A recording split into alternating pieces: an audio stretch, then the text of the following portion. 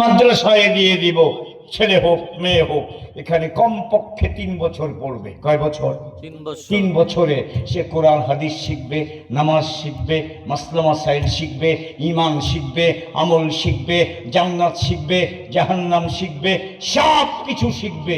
এইবার আপনি যদি তাকে ডাক্তার বানাতে চান, পাঠান।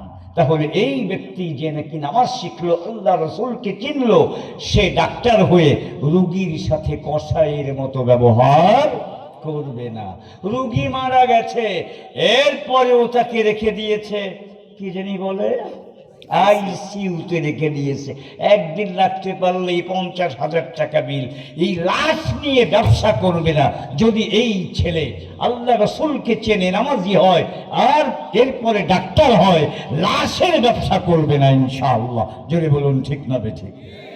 বহু ইঞ্জিনিয়ার আছে, সরকারি টাকা এমনভাবে দুর্নীতি করে যে বাঁশ দেয়, রডের পরিবর্তে বাঁশ দিয়ে বিল্ডিং বানায় এবং রোড বানায়। আছে না নাই?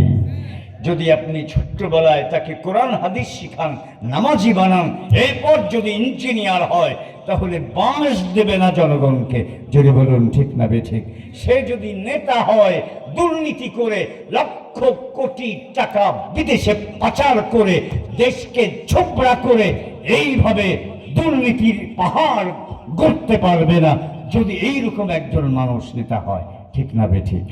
এই জন্য আপনাদের কাছে আমার অনুরোধ, আমাদের সন্তানদের এখন থেকে প্রথম শিক্ষা হবে মাদ্রাসায়, স্কুলে পড়ে। আগে কোথায়? জুড়ে বলুন। মাদ্রাসায়। আগে মাদ্রাসায়। কারা কারা রাজি আছেন? 2 হাত তুলে দেখান।